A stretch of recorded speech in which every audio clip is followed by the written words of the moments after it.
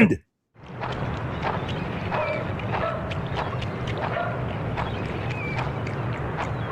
Yeah, you got some change for cigarette machine? Yeah. Hey! All right, give me the key.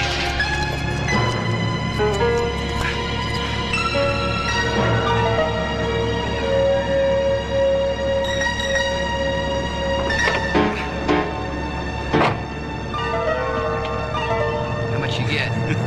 Enough.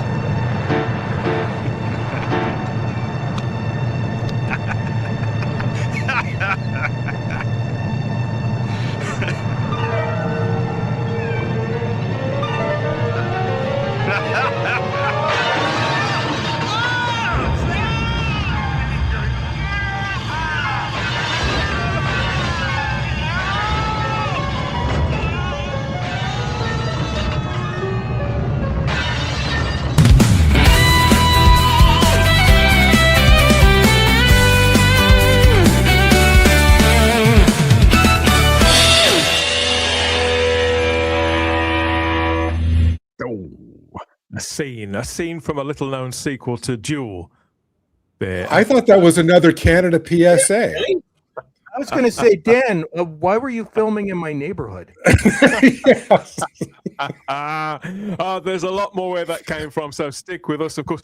We may be living in the streaming age, but plenty of us are a particular breed of old dog or cat, come to think of it, and our oldest habits, they die especially hard.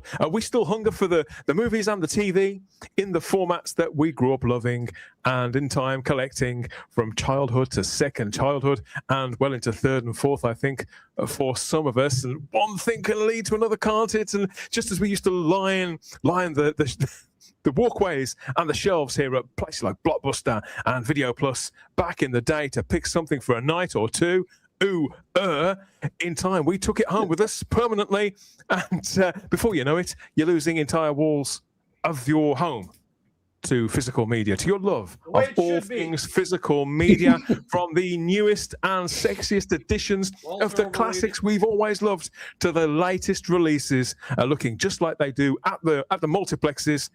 We cover it all here on our physical media nights. So whichever region you are in, there's always a fresh state to get into with us here, with our fingers hovering over the play button. Okay, so that's the intro. I think it's shaping up quite nicely, this show. This is our fourth one, and this sort of remix of it.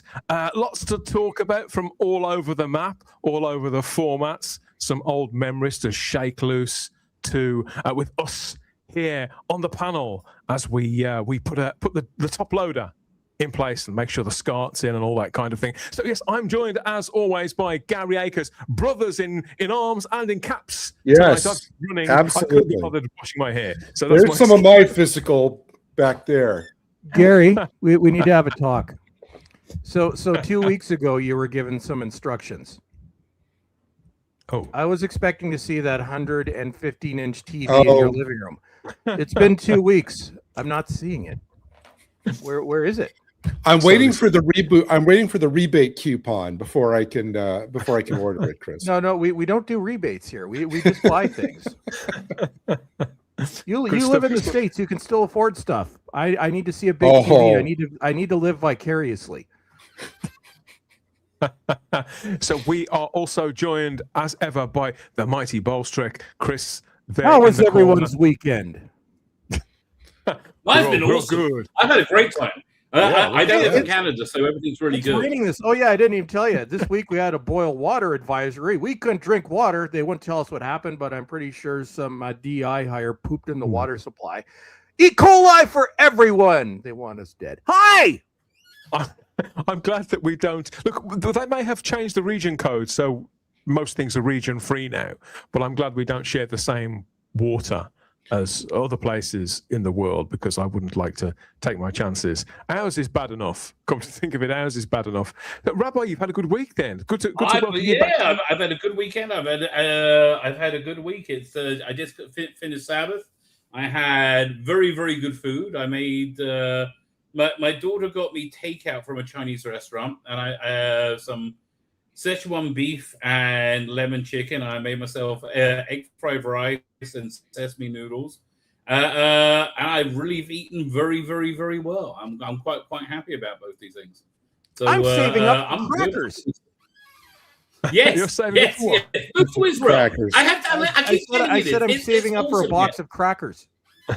Well, when Rabbi's crackers are creamed, he can mail them over to you, and that way you'll Yeah, be you set know too. my crackers. Have you ever heard of the game Soggy Biscuit? Yes, I don't it's want to hear about the revolting. game Soggy Biscuit because I can tell where this is going. I remember It the is first time somebody told me about that. normally Oh. over 13 to 15-year-olds. They pleasure themselves, right? In a circle around a biscuit, right? And they finish, their bodily fluids explode onto said biscuit cookie if you're American. Okie dokie. Well, hello everybody. The biscuit. So you don't want a soggy biscuit. That's all I'm Help saying. us, You don't want a Stan. soggy No. cracker. I'm Help here us, to help. Stan. On behalf of everybody here at the Spacebook YouTube channel, I would like to offer our sincere apologies for the story that was just told by our friend the Rabbi. We do not endorse soggy biscuits, nor do we we don't encourage endorse- anyone even to the rabbi partake doesn't endorse in it. any activity that may involve soggy biscuits. We Exactly. Rabbi. Feature that we like to discuss here on our physical media nights, not at all. But these things do creep out, don't they? When we share lifetimes Right. of That was our family Thanksgiving portion of the show where somebody just says something and you can't stop it. I was so transfixed. I forgot to say that I'm Dan Hadley, Birmingham's King of the Geeks. Welcome, everybody. Good to have you back aboard with us. We've got a lot to talk about. This is going to be a laugh. We're going to go post-apocalyptic later on. That should be nice. Flashing all the way back to the 80s, and we're going to discuss Generation Z as well. Which Gen Z is sort of our fault, I think. But is it really all?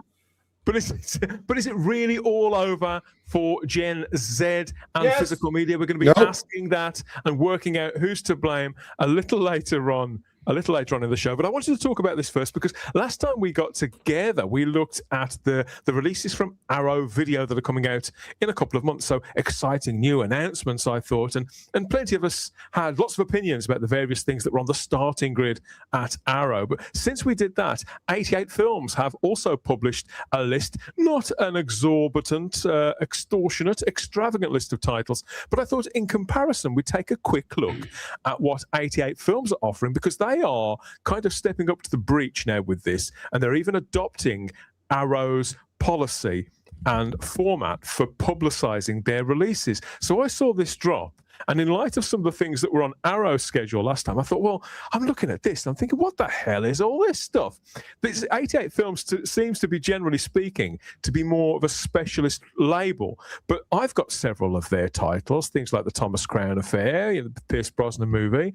I was hoping to find some sort of more popular stuff like Runaway, the Tom Selleck movie from the mid-80s. That's on this label too. But no, this is a bit of a mystery to me, Rabbi. It starts with the story of Ricky, which is in a correctional facility that's been privatized. Martial artist Ricky finds himself victim to a corrupt system when he is found guilty of manslaughter of an infamous crime boss. So this is a kind of chop-socky version of Lockup with Sylvester Stallone, I think. Has anybody ever heard of the story of Ricky? Never heard of it. Me neither. I mean, it sounds good, but you know me, I don't like subtitles, so this is the kind of film you'd have to read. I love subtitles. You're The a only one subtitles that's really guy, worth Chris. the subtitles that I can think of is Pan's Labyrinth.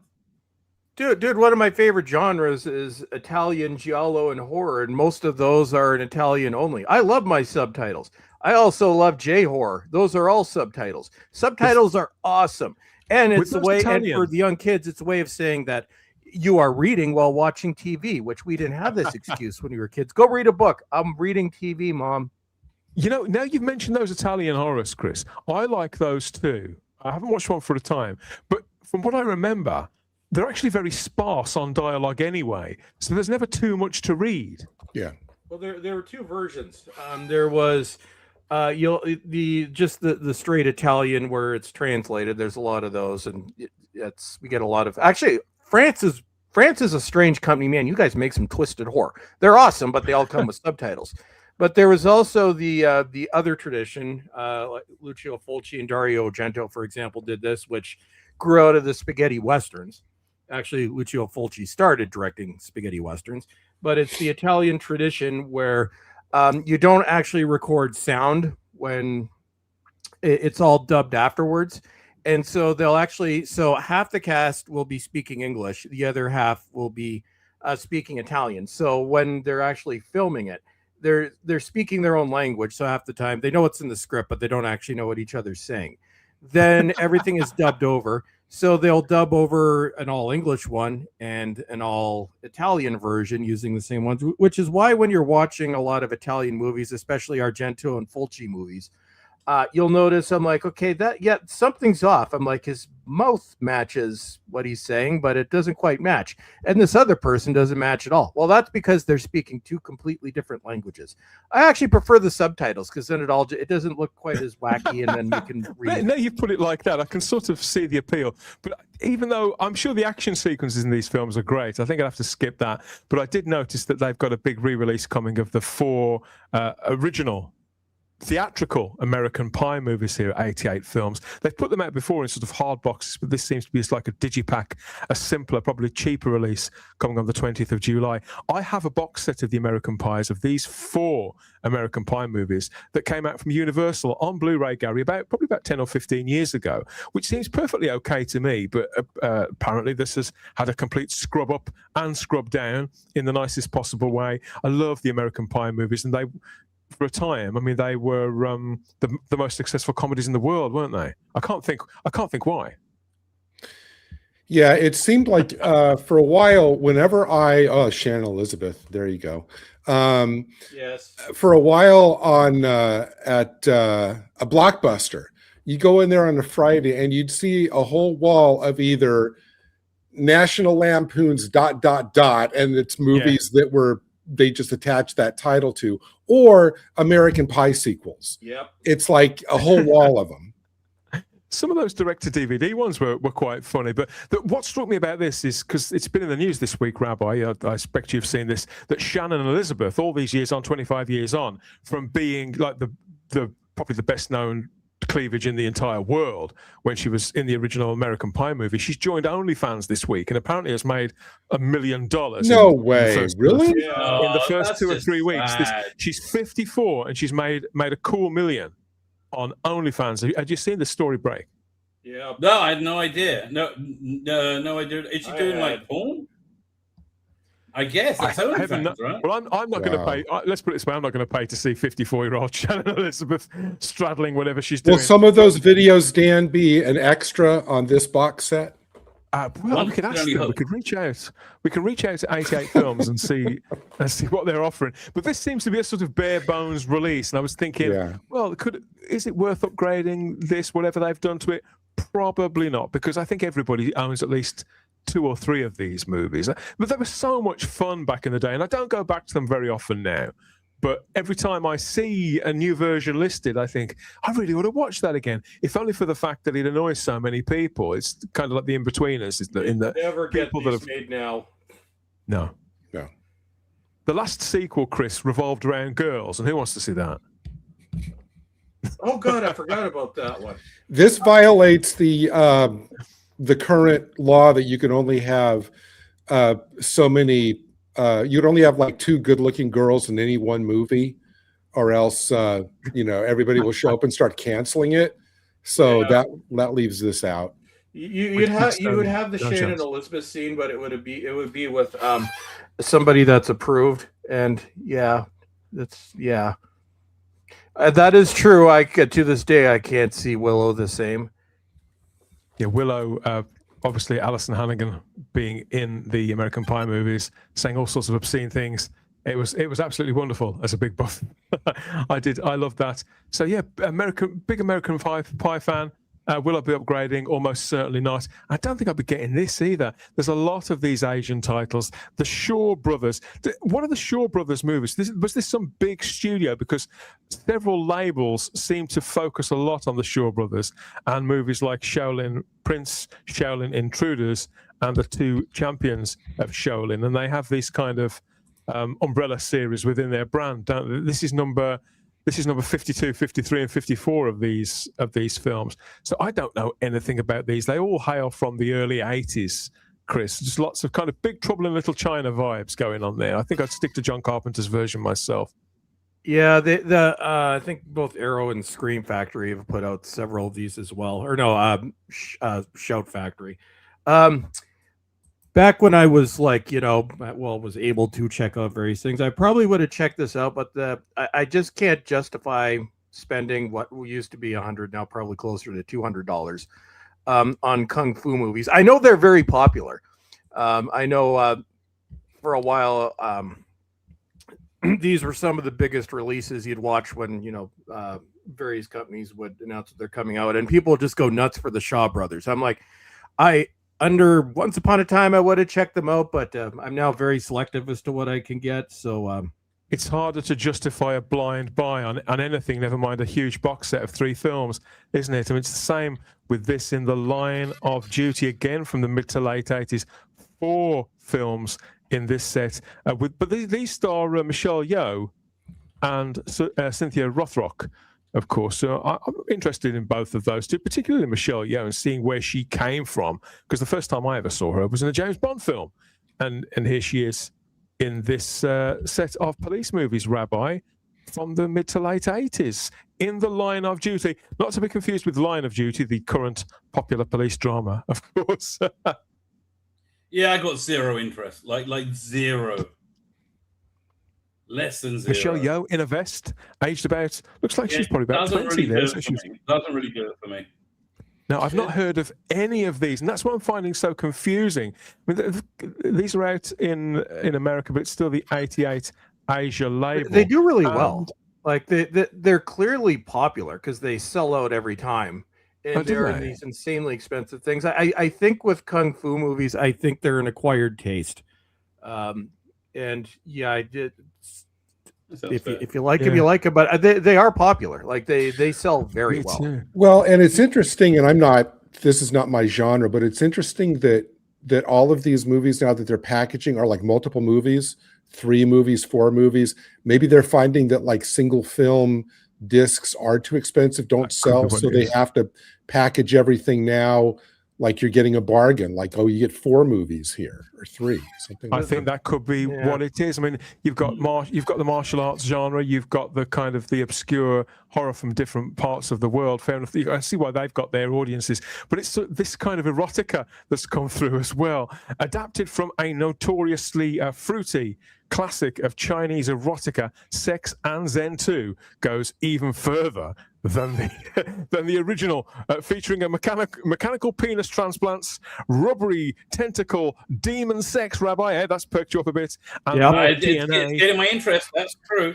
Don't bother. Honestly, I'm more interested. What's that show on Amazon about the fairies? Like steampunk show. Oh, it had what's the name in it from Lord of the Rings? I can't remember, but it was like it was set in like a 1900s turn of the century. I remember the one. Orlando Bloom was in it, wasn't it? Yeah, that's the one. So in the first episode, there was a fairy brothel that a main character goes to, and during the copulation scene, the fairy is on top, and she grabs the customer with her thighs and flutters her wings and lifts them both up as they both reach their orgasm. So that I think is far more innovative, right? I'm like, I have never seen that before. A bunch of Chinese chicks riding around. I'm interested in the mechanical penis transplants and the rubbery tentacle demon sex. Yes. How does that work? And positively bang up to date as well. This one only came out in 1996, so it was well before everything went rogue. So if anybody has seen Sex and Zen 1 or 2, are we missing out on a really good time? Because they sell it pretty well in this write-up. But yet this hasn't exactly set me alight. Comparing 88 Films offerings to Arrow come across as infinitely superior. even with the titles that I'm personally not interested in. But I thought, well, let's compare and see what other brands are doing in response. And because I own several 88 Films releases, I was rather disappointed to come across that line there. So do you get these in the States, Gary? Do 88 Films have a presence in America? No. And I noticed that first shot that you had, all of them were UK releases, because I saw the UK flag. I think, one flag of them was on all of them, except there was one that was US. Everything else. So I'm thinking this is a UK company that mostly services the UK market, right? You have to import You the could be pyramid right. to And the last 88 Films release I bought was their beautiful restoration and remaster of the Masters of the Universe film from 1987. Oh. They've done a really nice job of that, because I'm getting He-Man mania. Not like that. I'm talking about the film. I'm looking forward to that movie. I am so looking forward to that I movie. will too. I'm getting in the mood, Rabbi. It's that Skeletor. We got our first look at Skeletor. This was about a week and a half ago in a new trailer. So we're getting. I'm really getting excited for it. You as well? Absolutely. I think there's 3 movies, and maybe more I want to see this summer. I want to see Mandalorian, I want to see and I want to see Supergirl. Me too. I hope you won't feel too lonely in the theater when you see Mandalorian, Rabbi. I know. It's so hard to because everybody's like saying, "Oh, I'll just wait and see it on Disney Plus."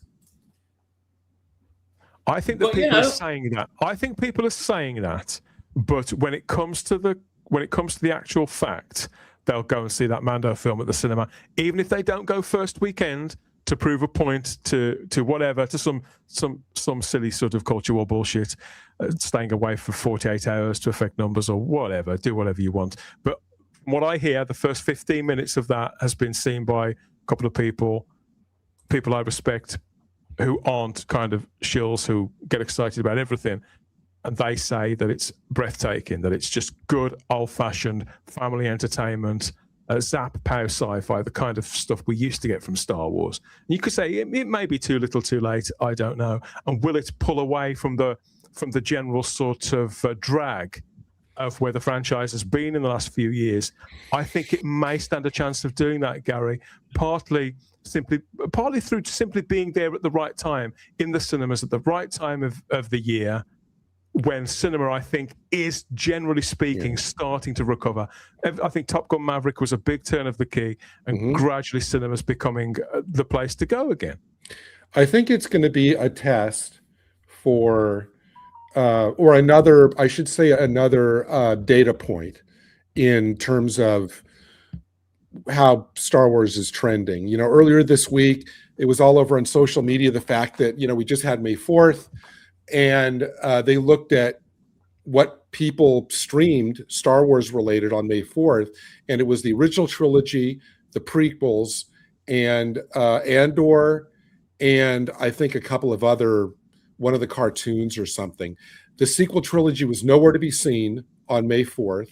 And if people think that The Mandalorian Grogu is kind of lumped in with, new Star Wars and stuff, it will be a test to see if, people just want to stick with the original, or if they're willing to, I think people are generally speaking, I think that people are kind of over streaming brand new movies and want to go back to the cinema, Rabbi. I think that kind of fever is starting to grip people again. I don't think it's down to the conventional ways that we used to be when we'd be seduced by a trailer. I think a trailer will still work wonders with our generation, but I think for the younger ones and for the people who may be looking to take their younger families, sort of kids between 7 and 12, 13, they go for the event. If something simply looks like it could be showing at the right time and connecting in some way, they'll go and see it if they think they stand a chance of a lot of the kids coming away relatively happy. That good cinema's fun. I mean, that it used to be anyway. Mando doesn't look like it's going to be lecturing you and being woke. I honestly, I think if people go to it and have an enjoyable time, it'll do gangbusters. I think any movie that gives the audience an enjoyable time will do gangbusters. People are like having a good time. It's that bloody simple. Right, and who knows what's going to be with Star Wars. The rumor is that they're ditching the sequel trilogy. They're Yeah. moving away from it. Hopefully, that'd be great. They're trying to annex it to a kind of parallel universe. Yeah. Right, using right, some right. bit It makes of sense. They some should bit do of that. some bit of the lore that came out of the Clone Wars That animated yes. series, Yeah. whereby they can have parallel universes. Yeah, I mean, look- it's like this thing called the World Between Worlds, where, That's it. and I guess it's stressed. It's going to be what's the upcoming TV show? Because I don't follow the Star Wars TV shows. Ahsoka.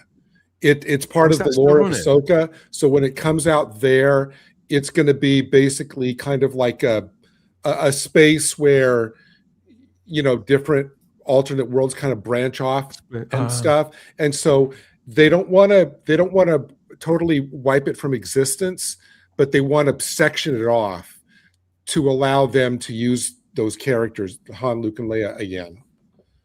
So they've got to section it off. And appeal back to purity and the things, the icons that people recognize from childhood, which is why I'm so excited about this Masters of the Universe film. The look of it is frigging perfect. And the guy, it's Travis Knight directing, isn't it? So I've got high hopes for this. It just looks so much fun. I'd forgotten that Jon Favreau was doing the Star Wars film. Generally speaking, this guy's made a lot of really, really great movies. So yeah, I'll probably go and see that too. And I'm certainly going to go and see Supergirl from Craig Gillespie with Millie Alcock, because I think that looks like so much fun. And I had a great time with Superman. So why wouldn't I turn up for this? Why not? And her name's Alcock. How could it get any better? Exactly. As far as comics movies go, Dan, do you have any interest at all in this Clayface movie that's coming? Yeah, out? I think it's going to be terrific.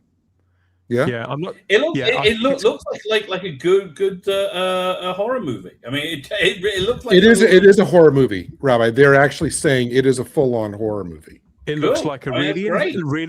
looks like a really inventive, flavoursome, I suppose, and authentic. Again, authenticity, authentic adaptation of a character that I've been reading and watching in various comics and cartoons for decades. And if it's coming in at something like 95-100 minutes tops, I'm not too keen on the guy who they picked to play the lead, because I've seen him in a couple of things, and he wasn't particularly impressive. But they honestly, they picked him for a reason. They've probably got a decent performance out of him, and there's enough else going on of interest to think, oh God, this is going to be. It's just something so different. Yeah. So yeah, I'll get behind that as well. And if I don't like it, then I'll say so. But I'm perfectly prepared to go to the cinema and see what happens. Whereas 3 or 4 years ago, particularly after that bloody awful the Batman film from Matt Reeves, I had no interest in going to the cinemas ever again for a prolonged period after I saw that. Why are they making another one of those? It's beyond me. Like, why Because are they they- making? I think- Well, they're making 3, Rabbi. It's a trilogy. Are they doing 3? Oh, Wow. God. It was always intended to be a trilogy. Yeah, so was Spider-Man, but they 86 actually for the last one. That's true. The first one was really, really popular. It was successful, I know, but it seems like such a long time ago, Rabbi. I think people have moved on from that. And Yeah, honestly, it's like Mandalorian. They waited. It's 2 years too late, minimally.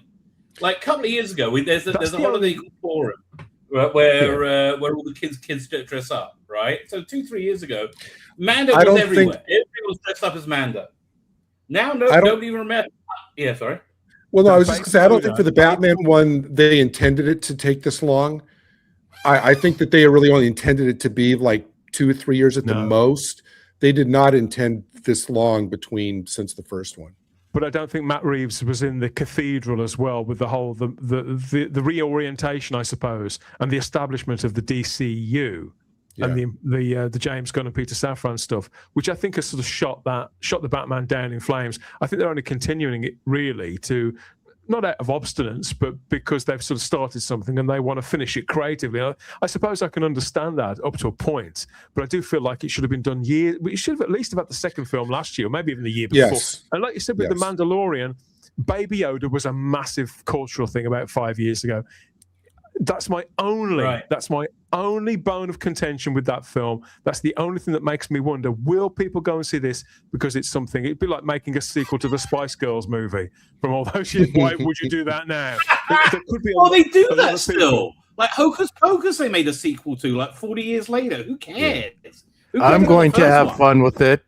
I think because Hocus Pocus, I think because there's certain films where they've done the legacy, like the Jumanji sequels. I think they left such a long period of time that the films kind of got rediscovered through streaming. And so it's like, oh, this film from the 90s is really, really good. Why don't we do another one? Whereas just dusting off the some bit of old shit that no one remembers. Were completely separate. The Karen Gillan Jumanji movies, they were completely separate from the original. Yeah, but they traded. But the reason why they made those is because people. No, but people have to go and see the film to find that out, don't they? They calling it Jumanji. The reason why they made it is because people had discovered the original. I think it's the same with Hocus Pocus and several others. It's sort of stuff gets really. It's like when they did a sequel series to Suits. They made that sequel show because people had discovered the original one on Netflix. Right. Let's make some more. We can't get the old lot back. So it costs too much money. So let's just get a new load of people in and call that suit something else. And it didn't really work out for them. I am really looking forward to this, though, Chris. No, it's not the cinema and it's not physical media, but I'm hoping it will come out on disc eventually. We're a few weeks away from Spider Noir with Nicolas Cage. You've got to be interested in this, I would think, him being your favorite actor. Oh, yes. And that trailer was awesome. Anything with Nicolas Cage is awesome. So yes, I'm actually surprised they cast him in something with this size of a budget. But Nicolas Cage is cool again. He never was not cool, but in the larger public sphere, he's been cool again for about 5 years. Although I believe, I'm not sure. Actually, yeah, this is going to be Disney Plus. No, is it? What is this on? I can't remember Prime. which streaming service is this on again. It's on Prime. Yeah, that's right, because it's Sony. Yes, Sony. So. Yeah, this looks pretty good. I'm into this.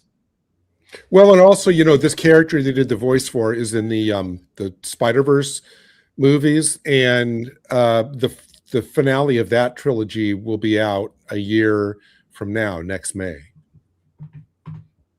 I never saw the second one. The first one was excellent, though. I thought the second one was fantastic too. They're both just amazing. I only watched the first one. I think there's 8 episodes in this series, and unfortunately, it all drops at once. So it'll be one of those where if you don't watch it within the first 4 or 5 days, I hate it when they do that. It'll be gone within like a week. Actually, you know what? You know what I saw a trailer for this week? I watched it on my stream. Cape Fear is coming on to Apple Plus. That looks really good. It's got Javier Bardem playing the Robert De Niro role. Yeah. Or was it Javier Bardem, Amy Adams, maybe? I can't remember. It's that looked really good. I'm looking forward to seeing this as well. Right now, I'm watching. What do I watch every week now? The Boys, which is actually, if you can detach that, this is Homelander is clearly an allegory to Trump for the crazy people making it. You can detach that and watch it. It's actually pretty good. And on Apple, I'm watching Your Friends and Neighbors, which John Hamm show, which I enjoyed. No, I gave up on The Boys years ago after season 1. I never got into it. I enjoyed it up to a point, but there wasn't enough for me to continue watching. And everything that I've seen and heard about it since has sort of made me think I did the right thing in bailing on it. But they do a lot of gross out humor with superpowers, which I quite liked. The gross out superpowers thing is fun. Yeah, it's not. Yeah, it doesn't hold it for me for some reason. I found it all a bit juvenile. But like I say, maybe I was in a funny mood. Oh yeah, it's extremely juvenile. I know that people love the comics, but no, I'm really looking forward to Spider Noir that is due out later on in the month. So we'll have to find a good excuse to talk about that. So yeah, I'm not very impressed by the releases from 88 films that are coming, but I am more. We can review it here. Why don't we just review it here? This is the perfect place to review it. Well, we'll see how we get on. How many episodes we can fit in as soon as it comes out, and see what we can do. Now, Ian Diaz was on a couple of weeks ago. And we talked about the Michael Jackson movie. I still haven't seen that, Rabbi. I still haven't been to see this. But I noticed that why I wanted to talk about it briefly, though, is that because As Ian had a brilliant time with this, and if you remember, 2 weeks ago, the people were insisting this was going to flop, and it's gone on. It's on track to be the most successful biopic ever made. This hasn't surprised me. Yeah, it hasn't surprised me at all. Everybody I know who's been to see this, has had a really great time with it, and the tide seems to have turned. So I wondered if anybody else has seen it yet. No. No, but having a good time at the movie is the most important thing nowadays. I think you're right. I don't want to. I'd never pour scorn on that, because for 10, 12 years we've had people insisting that we should only go and see films that tick certain boxes, that are minded in a particular way. The sort of the cinematic event had got to the point where that wasn't enough anymore, and having a good time was almost something you were made to feel guilty for. So that does seem to be back. Right. For the general public, I think it's back. When it comes to sort of pop culture and geeky circles, the sort of community within the community, I'm not so sure. I think it's taking longer because people are really entrenched and invested in the culture war, even now, as we know only too well. But I think it's gradually seeping its way through that it is okay to enjoy something again on a surface level, Gary. It's the impression that I'm getting. People are, I don't know. Luckily, I think we're in the, the closing, moments, hopefully, of people, being shamed to like something, or being forced to admit support for something, or being forced to admit support for something that they don't really, believe in. And now people, I think, are, we're mostly past that, and people are now, just getting back, avoiding what they don't like and going all in on stuff that they do. And this is the first time in a long while where there's been like a solid musical like this in a while, hasn't it, Dan? Bohemian Rhapsody, I think it fits into that. Well, when was that? That was like before the pandemic, though, wasn't it? Bohemian Rhapsody came out in Right, yeah, you're right. It's like 2018. Wow. Yeah, so that's almost a decade now. Good times may be back after all. Good times may be back after all. We just need James Bond to come back to the party now. There you go. And Ian said they're doing a sequel to that, right, Dan? It seems so. I mean, since we had Ian on, there was some confusion about that, because they did have to they filmed quite a lot of extra material for Michael, and some of which they had to leave out for legal reasons. And the stuff they took out because of the legal reasons, there was a lot of other things they had to lose because of certain actors that were involved. So there's apparently a whole sort of plot strand which is fit for purpose to be fed in to a sequel. So they've got a starting act for the sequel, and they've got a script for the sequel as well, so I hear, in some sort of rudimentary form. So I don't think it's been formally greenlit yet, but there's talk that it will be sometime soon. We've got people in the live chat here on YouTube talking about what they've been to see lately. Funky says here, I give it 5 years and there'll be this missing decade of woke media that nobody will remember. I think you could be right. Yeah. You could be right. Yeah, 100%. Stephen Braddock's been to see that Project Hail Mary movie. See, I haven't gone to see that. I'll probably buy that. It looks like the kind of thing. Our friend Sarah Graham went to see that, and she was like over the moon. She thought that was the best thing she's seen in a long time. Yeah, and I think there's a certain amount of hope for the Spider Noir series as well. When you look here in the live chat, is Spider Noir linked to Spider-Man? Asks Colin. Yeah, it's the Spider-Man Noir comic book adapted. So this is a set of miniseries. I think the first one was probably published about 15, 16 years ago. Yeah. I can't remember the artist, but it's very sort of kind of steampunky and a bit like the old sort of set in the 30s. Yeah, stories. Yeah, it's beautifully. It's like if Spider-Man was Spider-Man, but done in the film noir era. It's kind of like Colin. It's kind of like basically it's like an Elseworlds. Yeah, that's it. Yeah, it's like Gotham by Gaslight, isn't it? It's that kind of stuff. Exactly. Yeah, can't wait. Can't it's wait. like what was that thing they did?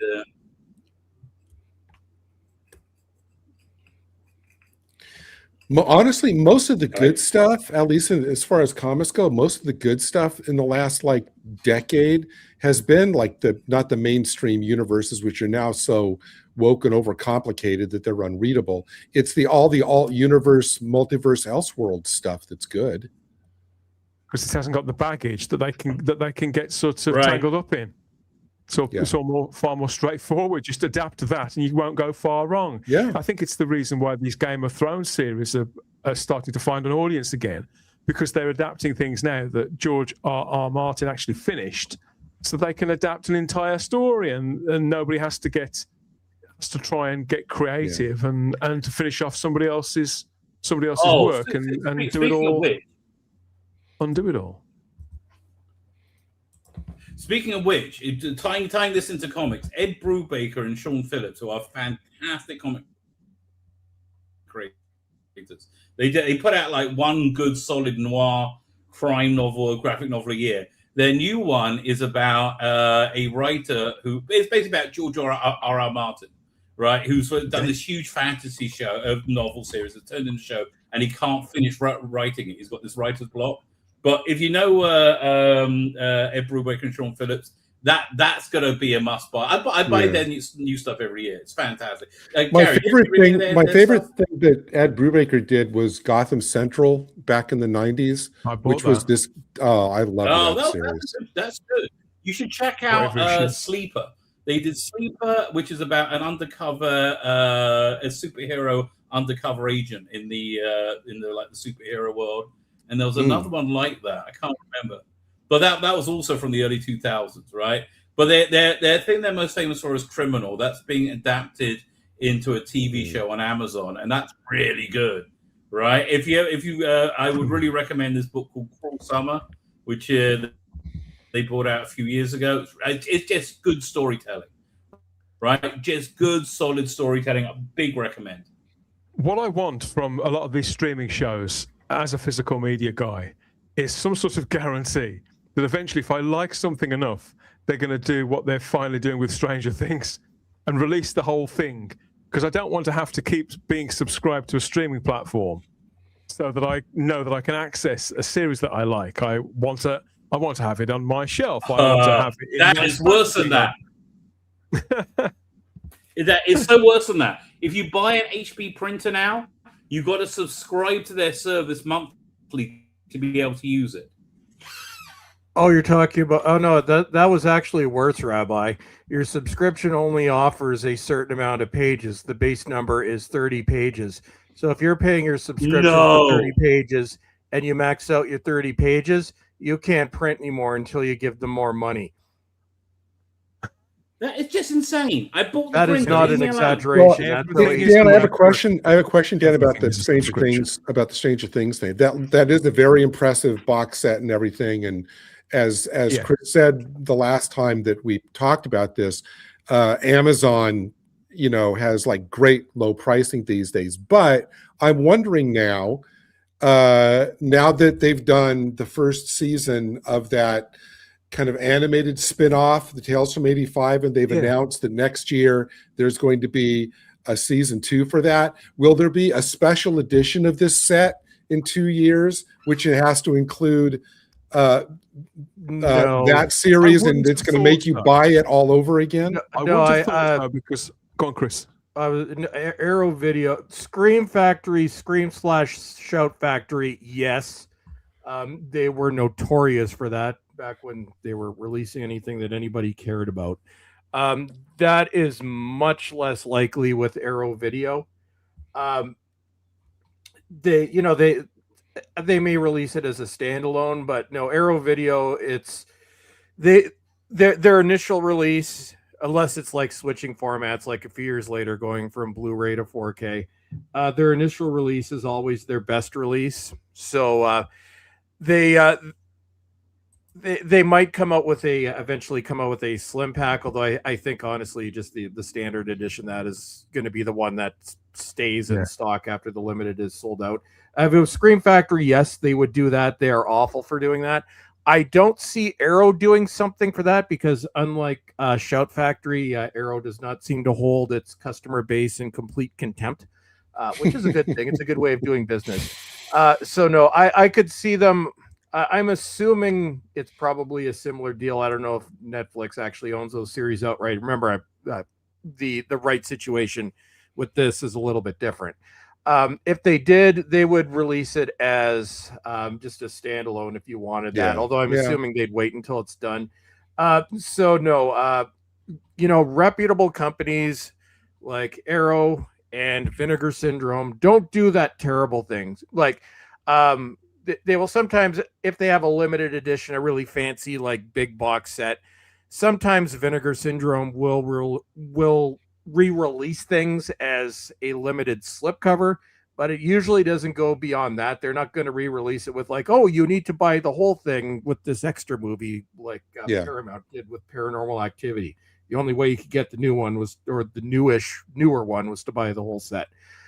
So no, I would say if you can afford it, this is worth it. It's cheaper, but it's Stranger Things for me is one of 3 shows. The other 2 being Lost and Game of Thrones, where they're great shows as long as you don't watch the last season, because they all completely poop themselves in the end. But the early season, like I'd say for this one, I want it for the first 2 seasons because that literally was like my childhood.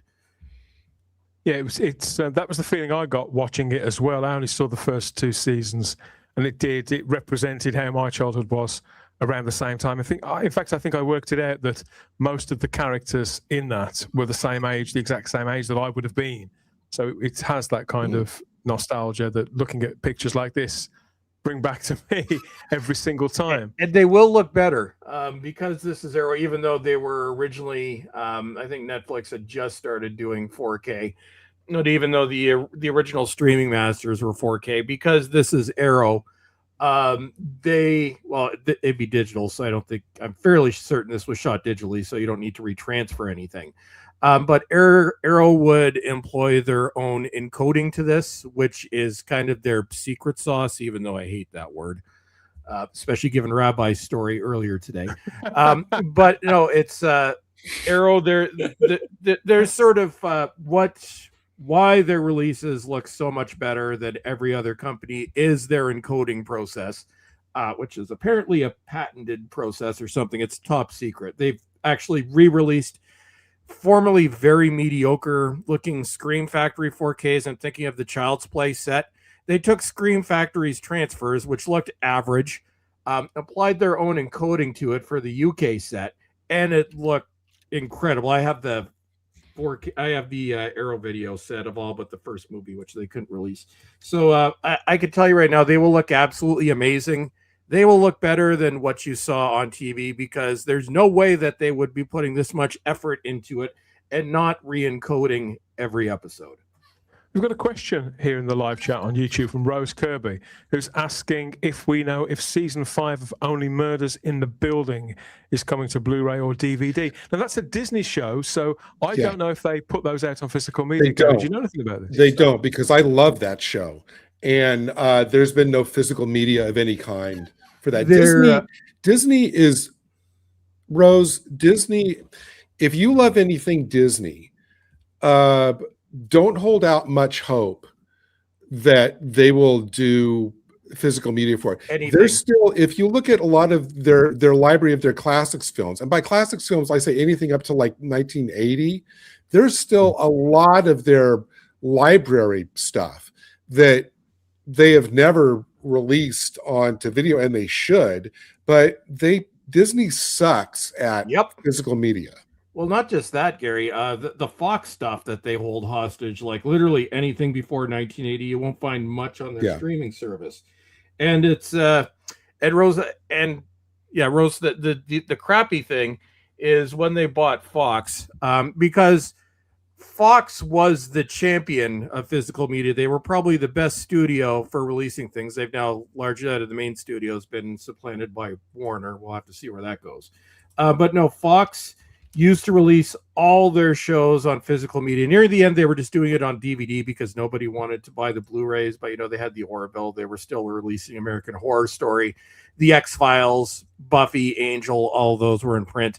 When Disney purchased Fox back in 2019, all their current releases stopped. You never got another episode of The Orville. You never got another season of American Horror Story, although it went to crap, so I don't think that's a big loss there. But also that they took all those, like the X-Files, their DVD and their Blu-ray sets, and the Buffy and Angel sets were amongst the highest selling DVDs. X-Files had recently been released on Blu-ray. There had been they were going to release Buffy on 4K before the merger. Not only did they stop all new releases, but they put all the old stuff out of print. Nobody could have ever seen X-Files going out of print on physical media. The only reason you'll still find any of it, it will be the DVDs, and that's because there's excess stock because they were released multiple times, but they are never going back in print. I would love that X-Files set that came out a few years ago, and you can still get it in Britain and on Blu-ray in a big clamshell thing. You can still get that. It's I don't know if it's been re-released, but suddenly it started to appear again in There's some a bricks hack. and mortar stores. There's a hack. If you want the X-Files, there is a Blu-ray set which apparently is region-free out of Germany. Okay. It's now the episodes you have to switch because obviously like everything's in German. You won't be able to read anything. The menus are in German, although you just play it. I believe you have to manually select the English soundtrack because it will default to German. Yeah. And I know this was still in stock a few years ago. I'm assuming it's still in print. But that's the only way around it. But as for Angel and Buffy, if you have those DVDs, cherish them because that's the last you'll see of those on physical media. A few weeks ago, after the death of Nicholas Brendel, I think I talked about this. I went back and watched the pilot, the 2-part pilot of Buffy, and I just off my DVDs that were bought probably about 2000, 2001, and my 4K player upscaled them really well. They didn't look, obviously they didn't look remotely kind of high definition, but they looked a lot better than they'd got any business being 25 years old, never mind in a lower resolution. So I was more than happy with those. I can live with that. I can live with it, at least for the time being, until somebody waves some sort of magic wand. I was impressed by that too, Dan. And I think it goes to now that like my Buffy set, I bought them as they came out between 2002 and 2004 in Region 1. And I was watching season 2, which I know I bought that set in May 2002 from Future Shop, which I worked at the time. I got it under staff purchase for like $40. It actually goes as to how well manufactured these discs were, because I was watching and I'm like, my God, I bought this disc 24 years ago and it still holds up. Still plays. Yep. It's like, so props to the now defunct and no longer existent original. Don't mess with the original, I think, is the could be the lesson learned from that. Speaking of the past and series productions we used to love, we're going to go back even further now. So you may need to, is it getting the nights are a lot lighter, certainly in Britain, than they were. So obviously, depending on when you go to bed, you may want to leave the lights on after we've talked about this.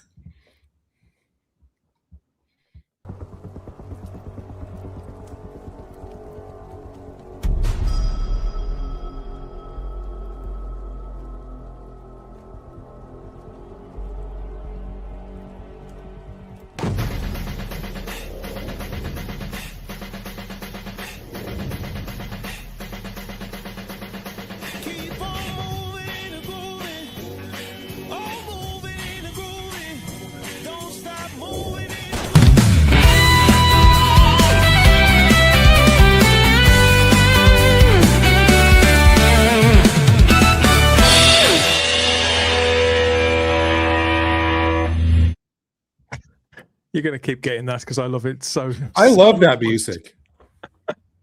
It's getting better, isn't it? It grows on you now that I've augmented it with extra guitar, Gary, extra guitar. Okay, so a few of us who were around in the mid-'80s, I think we were all around in the mid-'80s, weren't we?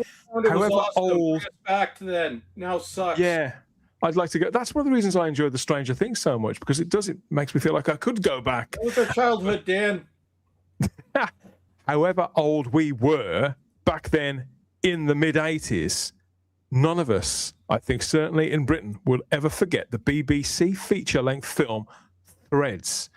This was broadcast in the September of 1984 at a very precise period of extremely high international tensions between NATO and the Soviet Union. Everybody was conscious of this. They made sure that school children were very, very aware that this was a really real threat, that a nuclear strike could happen. It really did feel that way. The pop music of the time reflected that, and so did the news bulletins. It was decided by the BBC as a public service broadcaster that something powerful needed to be produced and broadcast to convey the potential threat to the British public in a longer form, whereby public information films, they couldn't cut it, they couldn't stay with people in the same way. From Canada. Because they would drop them in between shows, obviously, public information films, public service announcements. And I wouldn't say that people would forget them, but they couldn't go to any great depth. Different people would relate to them in different ways. When they broadcast Threads, it was so successful in scaring the shit out of the entire nation. It wasn't repeated or seen. In fact, people tended to avoid even talking about it after the fact for well over a decade. Jeez. The imagery remains sort of legendary, I think, in particular the image of a traffic warden with his head all bandaged up and clutching a rifle, because this is the one that sort of translates, originally seen on the cover of the Radio Times and then making its way sort of out. It's on merchandise. You can get that on T-shirts. And Threads has been out on physical media before. There was a DVD in 2005 and a Blu-ray from Simply Media a little while ago. But now it's getting a real scrub down here, so you'll be able to see it in all its glory, Chris. And this comes from Severin Films. So it's a lavish 3-disc set of Threads that looks to me to be absolutely unmissable. And yes, I've got all the details here. I wondered if you'd seen this. A 3-disc collection, 7 hours of special features, and the bonus documentary Survivors, the Spectre of Threads. The film itself lasts for 117 minutes. It's been upscaled, remastered, restored, suitable for 4K, because it was all shot on film, and it's in Dolby Vision 2. The aspect ratio is 1.33.1. And you've got the featurettes on there as well, and this limited edition packaging. So this film from 42 years ago will have never looked or sounded this good. Rabbi, do you remember Threads? Do you remember the fuss around it? Very, very well. Yeah. I'm not buying this, but I remember it like very clearly. I have no desire to go back and watch it ever again. It was terrifying. Right, it was genuinely terrifying. Very well done. I remember it was the American version. Sorry, how old were you when it came out? What year was it? 1984. 13. Did you? Right. So yeah, I remember the woman giving birth at the end to a mutoid baby. You never saw it. Yeah. Wait, Gary, you've never seen this? I mean, I've heard about it, and I've heard that it is monumentally disturbing. So I was never inclined to seek Gary, it out. I will break this. Okay, so the history of Threads is in the U.S. the year before, 1983, the day after came out, directed by Nick Meyer. I believe it was the first project he did after Star Trek 2. So that movie is considered one of the most disturbing American movies ever made. And it literally, Ronald Reagan saw it, and that movie was one of the reasons why he approached Gorbachev, because it was so realistic. But as scary as that and as disturbing as that was, to this day I say Threads, and I own the Severin regular Blu-ray that came out in 2018. Threads is, and I say this as a horror diehard fan, Threads is still the most terrifying thing I've ever seen. And the reason why this works so well, and specifically if you compare it to the day after, I rewatched the day after this week. I watched it on Monday. The day after, it is horrifying, like absolutely terrifying, but it is very cinematic. It's Nick Meyer. So it's shot like a movie. It has a movie soundtrack, even though it's a different composer than Star Trek 2. There's actually similarities in the score, even in the way it's shot. You can tell this is the man that directed Star Trek 2. It is terrifying, but you can tell it's a movie because it's shot like a movie. Why Threads works, and to this day is the most terrifying thing I've ever seen. And I can't believe that the BBC showed this in the height of your video nasty era. But for those of you that have not seen Threads, why this movie is so horrifying, even today, I've seen it dozens of times. It still scares the crap out of me every time. It is shot in a completely matter-of-fact way. It is shot all on film. I'm pretty sure it was 35. I don't think it was 16, but it's very gritty movie. I suppose, Chris, it would be. It feels very sort of and I haven't seen it for a little while again, a good 10, 12 years. But it's almost like Steadicam, how it's shot. So you're in amongst crowds, right in people's faces. Well, it's not even that, Dan. Like it's what makes it creepy is not so much the way, just the way it's shot. This whole thing is matter of fact. The movie does not have a score. It is completely based in reality, which is why this, I think, works better than The Day After. You're watching these horrific things happen. You know, you'd think to be like there's some bombastic music, but no, it's shot like how you would experience something if you're in shock. Like there is no music. It is. And again, I can't believe it was the BBC that did this, but this is the most terrifying thing you will ever watch. Even now, over 40 years later, unless you like are completely dead inside and emotionless, well, like maybe the average Canadian right now, but it's an exaggeration. This movie, if you have not seen it before, this movie will mess you up. Because Chris, a lot of our public information films were shot on film. They had that grainy look as well. Yeah, but you're quite right. There was also an air of theatricality about them because they'd got between 30 seconds and a minute and a half to sell us on, watch out for this danger in your day-to-day life. So they had to sort of augment them. They had to sensationalize them. They had to present it in a memorable way in a short period of time. But you're quite right. The difference with this is that it's so silent. And the imagery of things that we all recognize from everyday British life, as I'm sure the rabbi will attest. And one in particular that really haunted me as a child, the most innocent sight that I used to see rows and rows of these every day on my walk to school. And they get, this treatment in this bit of continuity announcement here from the BBC from the night it was shown. Check it out.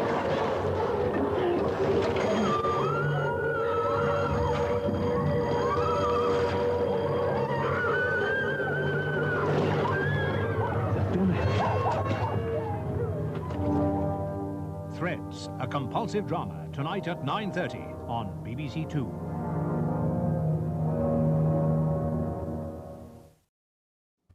Well, you know what? I noticed on the cover, the Radio Times cover that you had put up, I was reading the text on that cover, and they call it a drama documentary. So what is the documentary angle of this? It's based in science. It also, there are voiceovers throughout, which is very creepy. Both The Day After and Threads, the aim of both of them, and this was, I'd say politically motivated, but in a positive way, completely different than what we'd see now. The aim of both films was to show this is what would happen during a nuclear holocaust. In The Day After, it takes place, regular people in just outside of Kansas City. The entire United States, it's 1983. The movie starts with just news clips where there's a dispute between Canada and Russia, between East and West Germany, which was separated back then. This was before the fall of the Soviet Union, and it just starts off with newscasts where you can see, okay, there's a dispute, and then the Russians have blockaded West Germany. And then they sort of have TVs playing in the background, and you can see in the background things are escalating. It's a similar situation, obviously, it takes place in Manchester, I believe, Threads. Sheffield. Sheffield.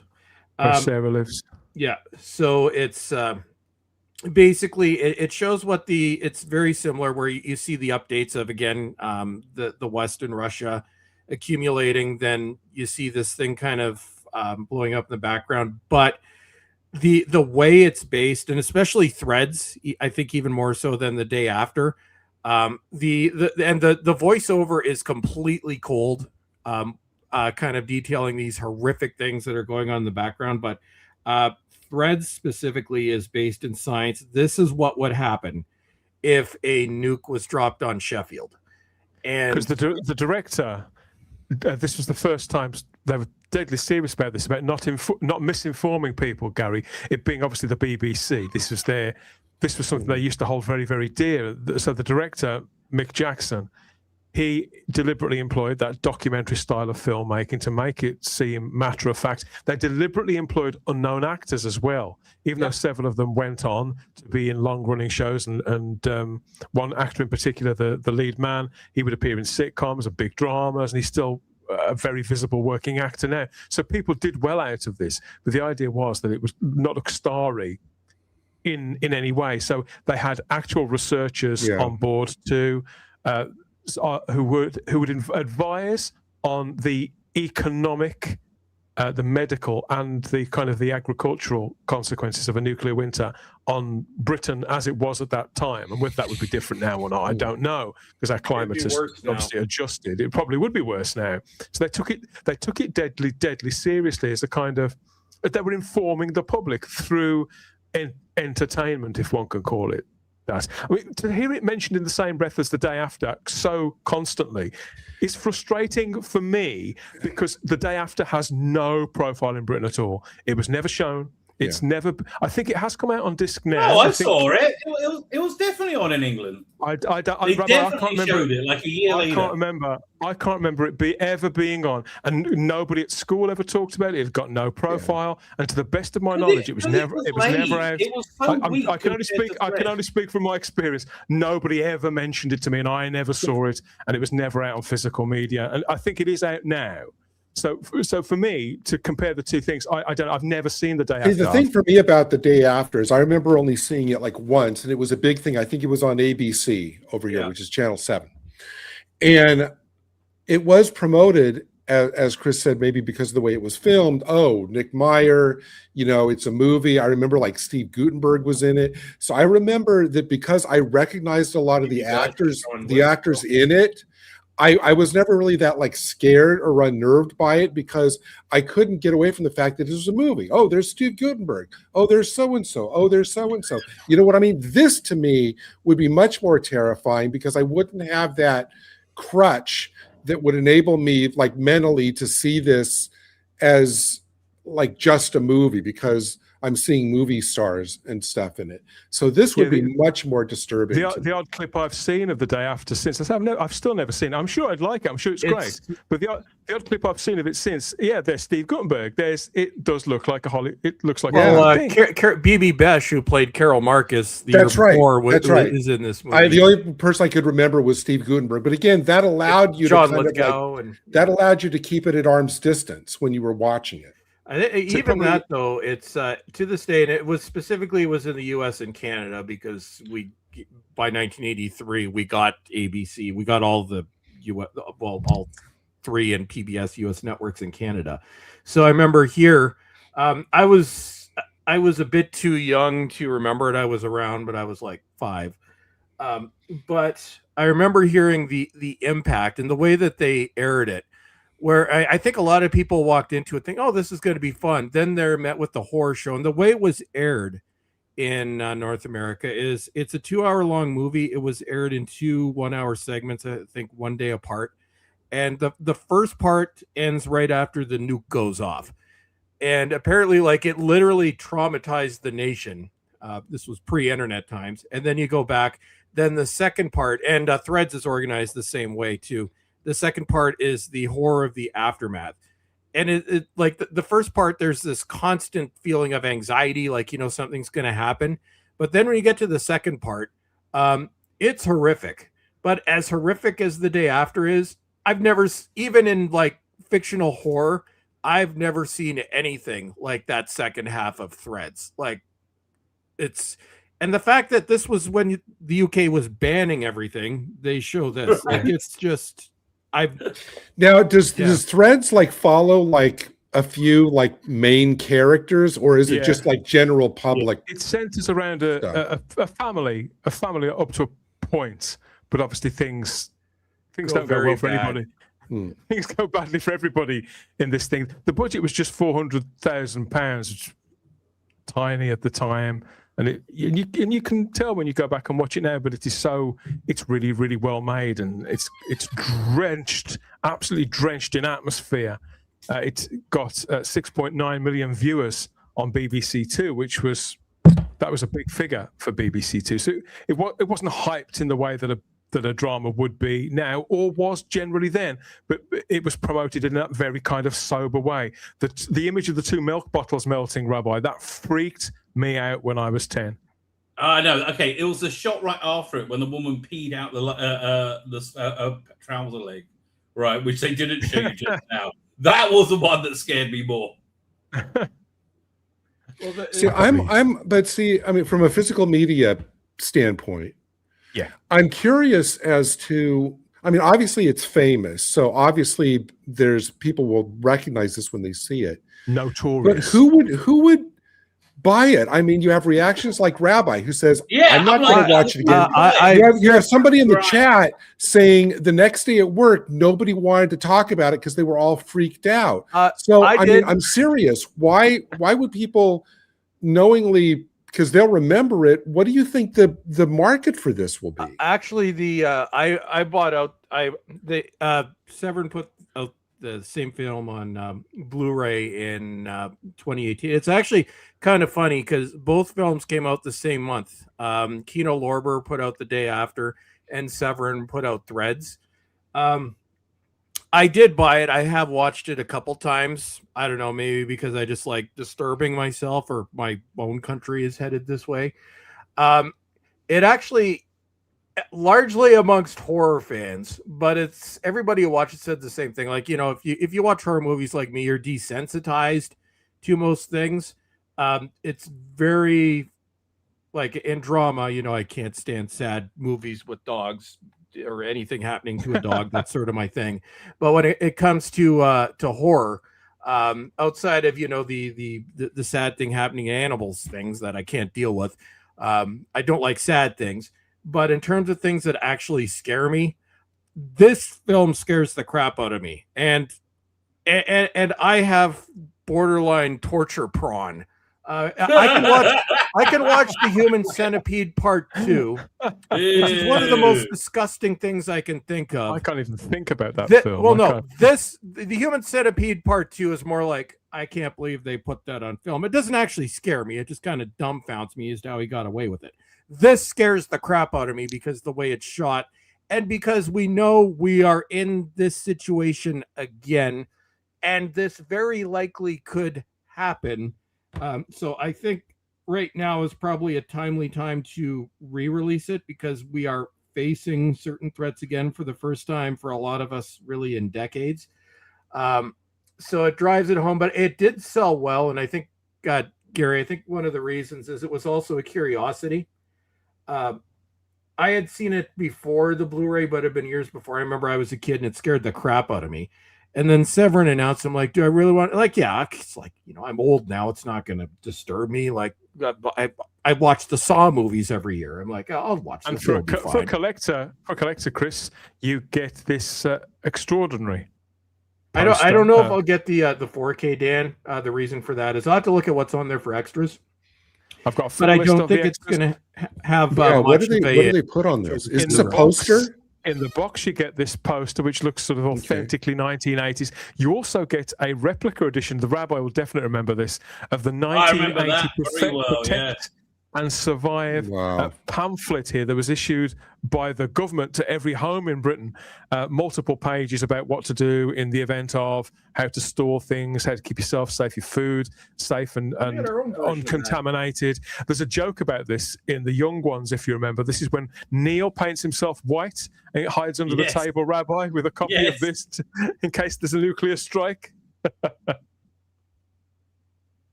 as part of it. So all this swings it for me. I mean, this is my DVD copy, which this came out in 2005.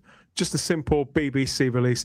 There's no extras, and it looks absolutely fine. It's perfectly watchable, and I've shoved an extra disc in there of when it was shown in HD a few years later on the BBC. I recorded it at home, so I've got a better quality copy of it in this box than the normal standard. But looking at the remastered pictures on this new 4K, I mean, it does look.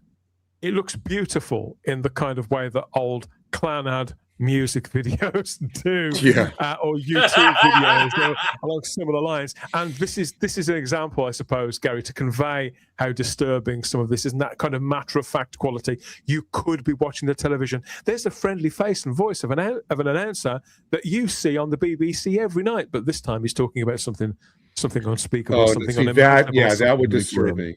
Yeah, and the imagery is uncompromising.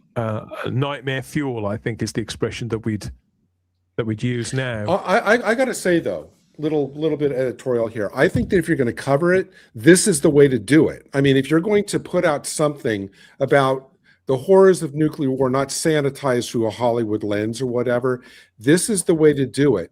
On the opposite end of the spectrum, you get something like, I think it was season 6 of 24, where in the first hour a nuke goes off, like in the San Fernando Valley that everybody can see, and throughout the rest of the day he's chasing terrorists, and you don't refer back to that at all, which I thought that's almost borderline irresponsible. Gary, that's actually considered one of the most disappointing seasons. Oh, that was probably the worst season of the show. But it started off as the best. But this is honestly, if you're going to cover something about nuclear war, you want to get in people's heads and disturb them about it. I've got a video here from American television of a night where it was shown on American TV, and again, it was obviously because it was the British continuity announcers on the television and that voiceover that Chris talked about. But this is how it was promoted in America. Good evening. During the next 2 hours, CKND will telecast the Manitoba premiere of the controversial BBC production of Threads, a fictional docudrama depicting nuclear war's shocking reality based on scientific, medical, agricultural, and psychological research. You will not be watching a pleasant drama. Some reviewers of Threads have stated that it makes last year's ABC production the day after look like a walk in the park. However, it is educational, informative, compelling, and thought-provoking, and CKND, as a community-responsive broadcaster, believes it should be telecast in Manitoba. Sometimes we need to be made uncomfortable by what we watch on TV, and it will be very difficult to sit through the next 2 hours without experiencing discomfort. And yet Threads demands to be seen both for its uncommon skill of presentation and for its important subject matter. Due to the nature of the content, CKND has decided this special program should not be interrupted. So we present Threads uncut, uninterrupted, and commercial-free. If you choose to watch it, we expect that you will also make your own decision as to its importance and its reality. Thank you.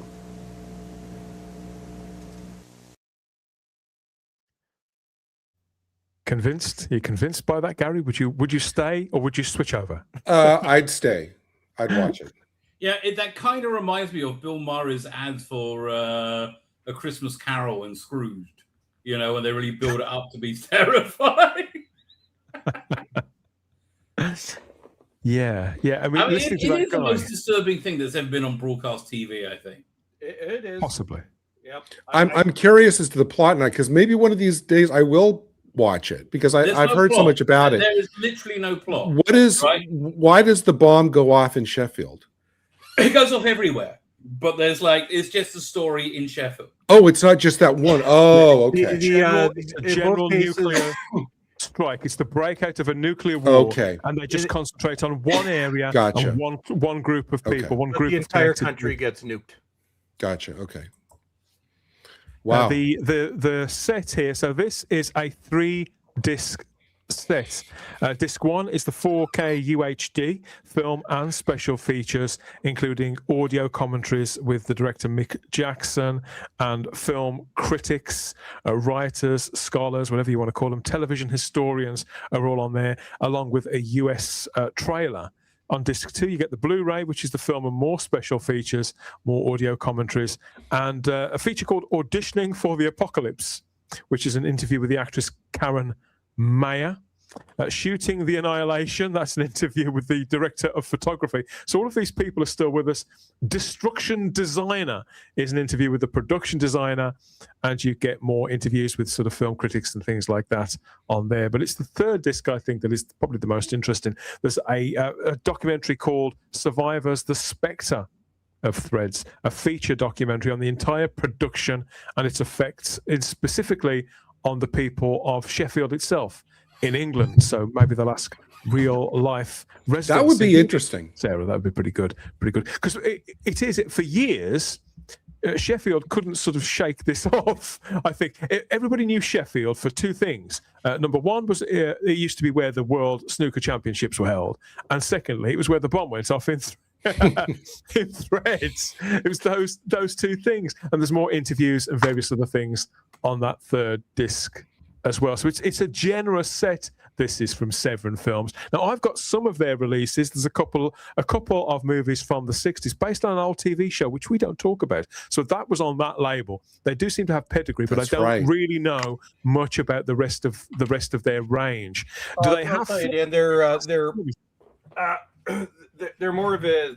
They put out more cult movies. So most of their part most of what they release is lesser known.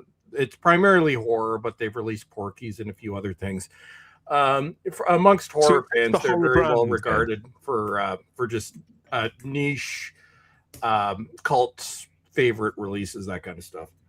Because it's a region-free release as well, Chris, which I wasn't expecting. I don't know. I thought there'd be a separate release in Britain. I thought the BBC would release this, or it would go to one of their familiars, places, labels that the BBC have worked with before, farmed things out to before. But no, it's a region-free release. So most of them are most 4Ks from boutiques in the US are region-free, except for some releases from Shout Scream Factory, because they suck at everything. And some of the Kino Lorber releases are locked. But for the most part, Severin, Arrow, they're usually region-free. So it's looking good for Threads on 4K. Obviously, it's been out on Blu-ray before, as I've said, from Simply Media. This is its first time on 4K. I'm almost certainly going to be pre-ordering this one. I think I'll kick myself if I miss it. It's one of those titles that I just don't want to stand the chance of missing this from Severin. So, yeah, it's out on the 28th of July from Severin Films there. Priced at £33.50.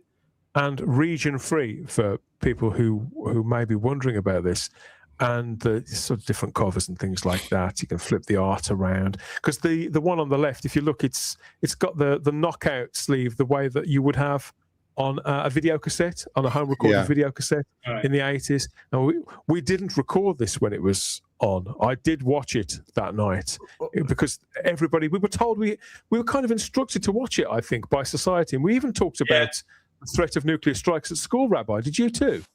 Yeah. No, it was must-watch TV, right? Because the adults told us that it was engrossing and it was terrifying, right? It did its job very well, but no desire to go back to this whatsoever, ever. That's why I'm never going to buy the Stranger Things box set. Looks beautiful. I'm never going to watch it, ever. Anything I find interesting, I'll watch again. But one thing I wish, Dan, and I missed out on this because only the pre-orders got it, and I got this a week after it came out.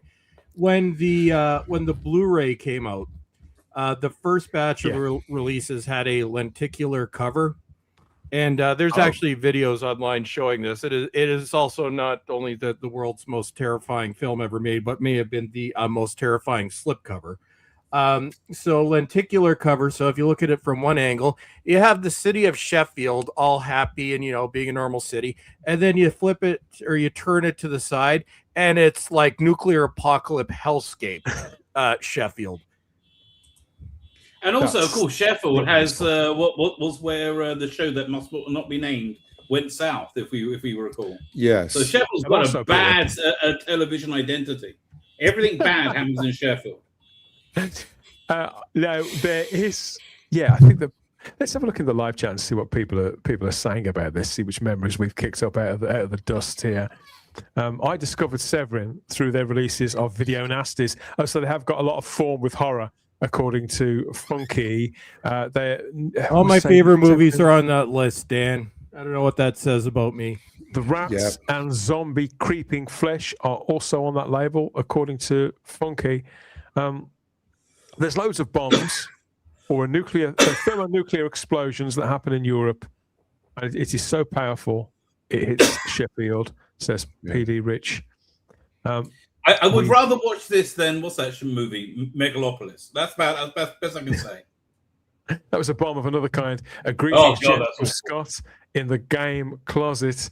More talk of other favourite releases from Severin Films too. You could be alarmed, just as alarmed, to learn that a remake of Threads is currently in development from Warp Films. And this is it's not as a film this time. They plan on making a series for Netflix, and this is the production company behind the adolescence drama from last year. That caused all that fuss. Fuck them! The world's going to end because of white men. You know it's what they're. So that's literally what it's going to be. Fuck that shit. I can't place any faith in any production company which would mount something like Adolescence, which still is somewhat of a shadow over British culture, and not necessarily for the film itself, more so the way that people reacted to it in a kind of hysterical way, and how that film was used to point in the wrong direction away from the guilty parties.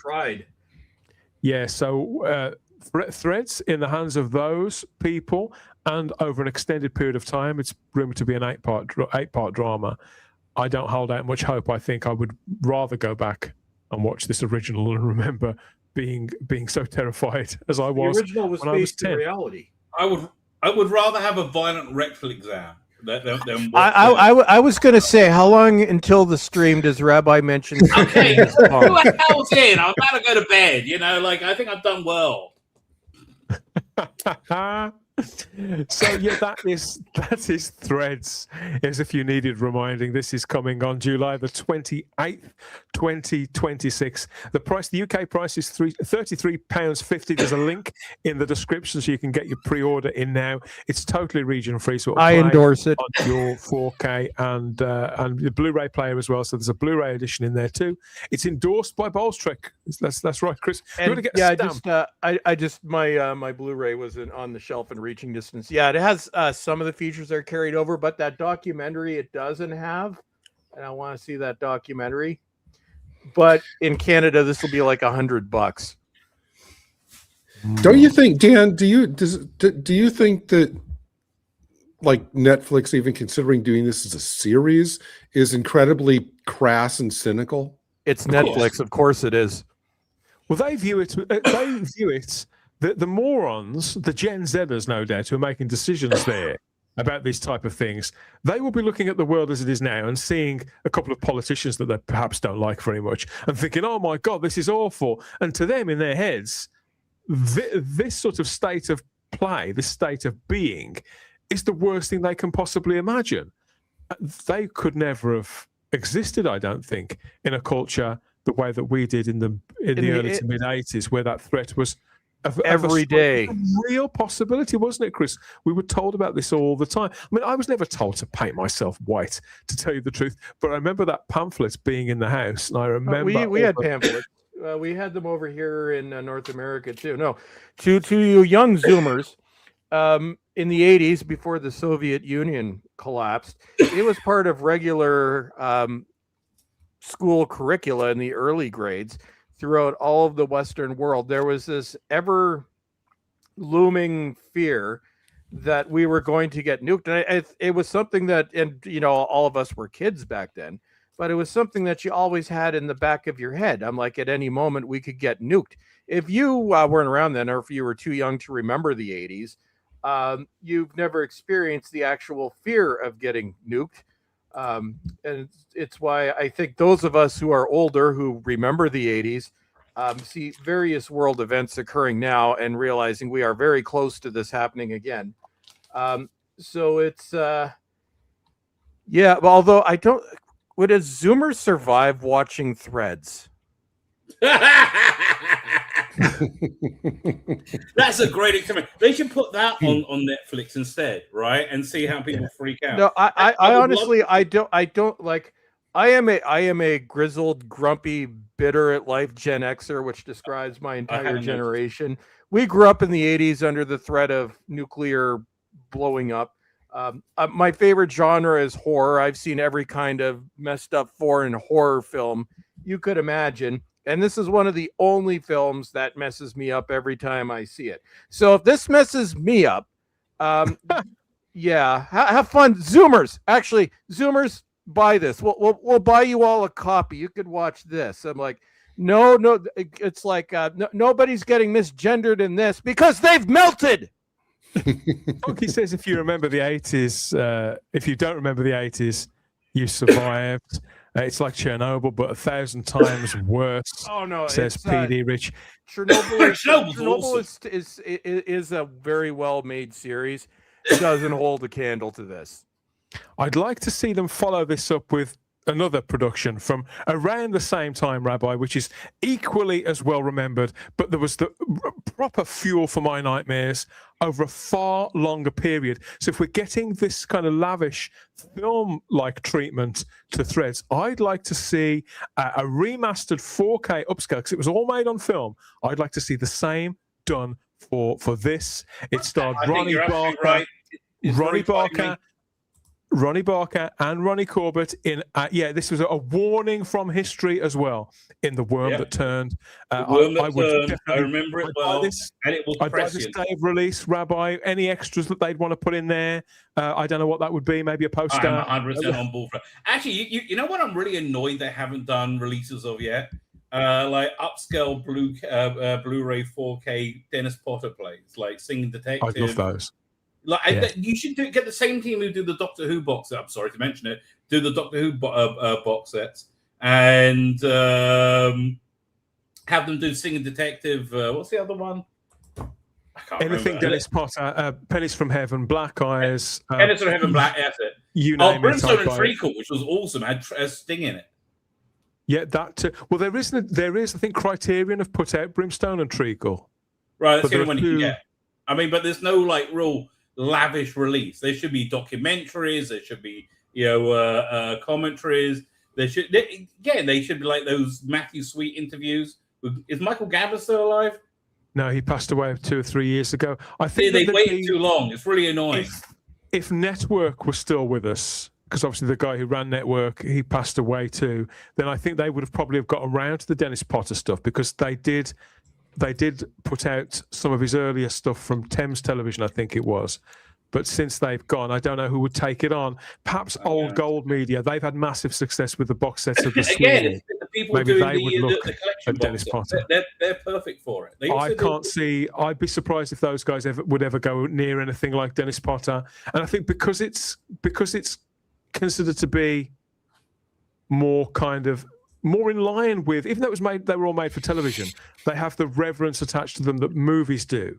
I think that they'd be given to the BFI and passed along to people who are perhaps more intensive, and because a lot of the people who work on BBC Studios releases, and I'm sure you've worked out, they do it in their spare time, or they get paid at quite a low rate. They do it for the passion of it.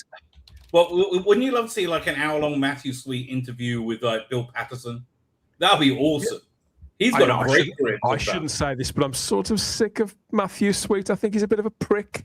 I will never detract from being a bit of a prick, but he's a very same Ben Cook. very, very good at their jobs, right? When you put the people in front of, and I know because I've spoken to a couple of them now, because the ranges that he works on have gone on that far. When you put guests of the caliber that they get on those for both that series and Blake Sever, when you put those people in the opposite chair, the people are so fascinating. You can't fuck up an interview like that.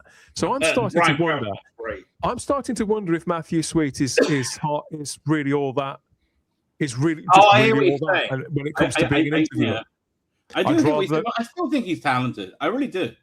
I'd rather they talk to somebody who's a bit more, not necessarily serious, but a proper film historian, rather than a typical sort of BBC. Like Kim Newman or something like that. Yeah, because Matthew Sweet is a BBC goof who'll just do whatever they let him do. He'll put his hand up for everything in his silly glasses and his silly suits and his stupid opinions. And he's pretty annoying. I'm sick of the sight of agree with you.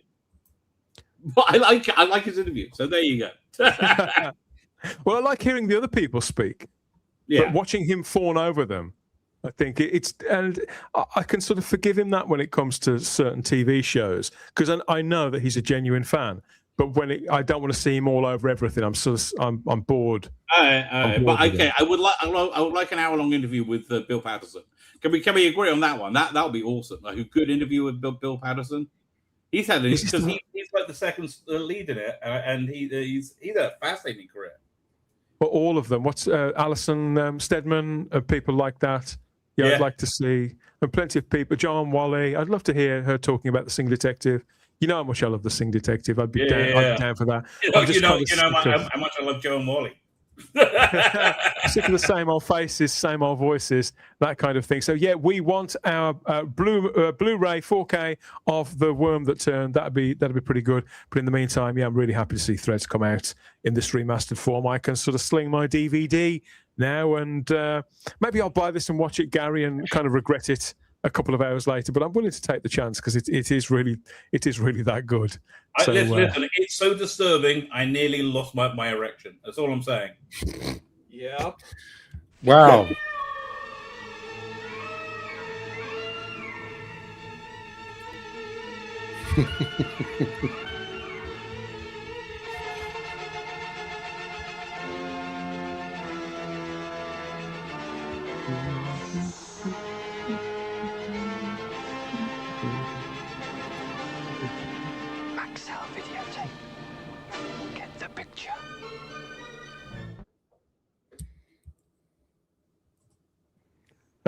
All good at the back? All present and correct? Sitting comfortably? I hope so.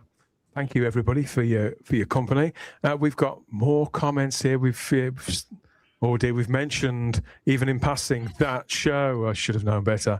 I loved Network. So happy. Got the box set of the goodies. Oh, I didn't know that was out. Oh, what's on that? Everything. Absolutely. Yeah, everything. Network. The ITV stuff? I have a number of network videos. Well, the ITV stuff came out separately, Gary. So after they made the stuff on the BBC, they flipped over. But Network also released the ITV stuff. They just couldn't put it in the same box. Oh, mate, I got to get that. Does that have the black and white stuff, like the old black and white goodies? Maybe I'm just thinking Tim Brooke Taylor and before they were in the goodies. Oh, I remember seeing on like that was the week that was and things like that. No, it is just the goodies show. It's none of the stuff he did before. But I think you can get At Last the 1948 show. I think that's available. I love the Arthur C. Clarke episode. Was that BBC or was that ITV? I can't remember. I couldn't tell you. Graham Gardner's Arthur C. Clarke. Does Tales of the Unexpected have a 4K yet? Asks Funky. The Network put out a box set of those, didn't they, as well, Gary? And then several. Yeah, I think the Roald Dahl show. Yeah, they did. Yeah, somebody did. I don't know if it was Network, but the originals were shot on film, but later series was shot on video and have that kind of cheap and nasty feel to them. So I'd buy that as well. I'd buy a full set of those because I haven't seen them since I was a kid. Yeah. That's about the measure of it. Yeah. I think people are stunned into silence just remembering. I think got me in the mood for an orange. Is nothing sacred? Asks No. Spunky. I think that's the potential remake of Threads that's in the offing there from the makers of Adolescence. I'll just put that one on mute, I think. Yeah. Yeah, I'll be not watching that. They adapt so many things now. That's the good thing about there being so much media, so much television. But when things fall between the cracks in the pavement, it isn't always a bad thing, is it? It just leaves us more time to get more physical media in. More of this stuff, armfuls of it, whenever and however we can. We'll be doing another show and tell show soon. So heaven knows what we'll have bagged between now and then. Maybe Threads will have. No, Threads isn't out until July, is it? But there's lots more. There's lots more. Let me tell you that. You want to hold off a couple of months on that because when my divorce is gone through and finished, I'm going on a major shopping spree. Like a major shopping spree. You get like a trolley down. I'm going to need to get new shelves. I've been picking out what I'm buying. Yeah. So I'll have a lot to show and tell. She cried. Jigga. I might have a box of like crackers by then. No, but they are Not free. your crackers. I'm pretty good at spotting where the rabbi's crackers are approaching cream status. They are entering the Preempted that. creaming biosphere right now. Right, they're entering orbit. So give us a spiel then, Rabbi. We've all been obviously following on your various ups and downs, your trials and tribulations on your YouTube channel, where you're painfully honest about practically everything, but always such good company. So if people haven't heard it, haven't seen it, where can they find you? They can find me on the YouTubes, the Rabbi from Another Planet. I'm on X at Lebeck, and thank you for reminding me of that, Dan. And normally you can find me lying in the gutter at some disreputable brothel in downtown Tel Aviv. So there you go. That's all your options right there. And if you look over my show notes, it's got all the ways to contact me, including snail mail. Although I got my old house, I have to update that. Other than that, yes, you may intersect with me via that way. And, you don't want people writing to your ex-wife. Go ahead. She's not ex yet. Oh, speedily nowadays. Well, the good Lord bless. It's been good to see you, mate. We haven't spoken for a week. I am going to have to head off though because I am. Yeah, it's 11:15 for me. It's way past my bedtime. Good night, everybody. Good night. Bye, good Rabbi. Night. And we say good night to the Rabbi, and we say hello to whoever this is. Chris, what's going on in your icon this week? So last time we caught up with Frank, he's in hiding from Satan because of the terrible things he's done. So Frank is now trying on new identities to hide from Satan. So Frank has now decided that he's a farmer. And what could go wrong? So stay tuned, and we will discover the many adventures of Frank on his farm, and maybe he'll have some other animals he can be friends with. So Farmer Frank is. So as long as Satan is chasing Frank, we don't have to worry about him actually ending the world in Thread style. So let's hope that Frank's new identity works in our favor, and Satan is none the wiser about his farming activities. He's not on Clarkson's farm, is he? No, he's on his own farm. It's the farm. Oh, of Frank. okay. Okay. He's growing corn. That would be pretty good if you turned up on that show. oh yes. Oh yeah, and yes, and Frank will tell us all what the oranges are for. Don't worry. He's growing oranges just because of its relevance. So yeah, he's good. I guess that means he's in Florida. So but we're not going to tell Satan that. I don't know what this is about. I might have to go and look it up and fill in the blanks. See what the orange thing is. Satan is a good guy, according to Lord Thoth. Well, compared to the leader of my country, yeah. Fair enough. So how are your regular videos performing right now, Chris? You had one out a few days ago, didn't you? I think it was a week or so ago. How's it gone down? And have you anything planned? I am planning one, which might be out next weekend if I have the time, where I express my love and admiration for Pedro Pascal. Because if you know, I think he's the best thing ever. I'm being sarcastic for people who don't know. The video may have, well, I'm sure you'll be shocked, but when it does come out, whatever that is, there may be some yelling. And my thoughts about the Mandalorian may not be entirely positive. So, how many times have you watched the Fantastic Four movie, Chris? I watched part of it. To be honest, if Pedro Pascal wasn't in it, because his presence just destroys anything he touches, if he wasn't in it and it had been released a decade earlier, when anybody would have cared, I think it would have done fairly well. It's the only Marvel movie in the past 5 years that didn't look like complete dog shit. I like the aesthetic. It's held my attention. So yeah, but I did not finish it because I'm sorry, I cannot stand Pedro Pascal, and if I had to look at his smirking face for one other second, my Sony TV was going to come to a bad end. So for the sake of the Sony X800E, I had to turn it off. Yeah. Okay. It's the kindest thing in the long run, Gary. I think that's what he's trying to tell us. It was the kindest thing. Gary, you don't sound sold on Threads as such as a priority, but it's sort of been bookmarked. I get the impression you've. Yes. I mean, if circumstances weave together, I wouldn't go out of my way to avoid watching it, because it does sound fascinating and important, if nothing else. So I would not skip it and wait for the Netflix version. There you go. A lesson well learned, I think, from history for all of us, whether we like it or not. Thank you, everybody, for all the comments in the live chat there on YouTube. Happy with how this is shaping up and the things we're finding to talk about, that we're fertling from the back of our collections. They're reaching it, going back. If we're doubled up on the shelves, it's amazing what you find behind one film, behind another, isn't it? That you forgot you ever bought, like that sequel to Van Wilder. What was I thinking? Yeah, it's all there gathering dust. But I do Why like would picking you out buy that? every now and again. We won't stand in between you and any more of your valuable screen time. I think that's us done and done in again. Go and watch something nice or something nasty, whatever you need to perk up your weekend. Again, thanks to the Rabbi from Another Planet, to Chris the Mighty Bolstrek, and to Gary Akers, the Retro Doc 2, mate. Another good one. More on the way, I don't doubt. But between now and whenever next, have a good time. Go nuts.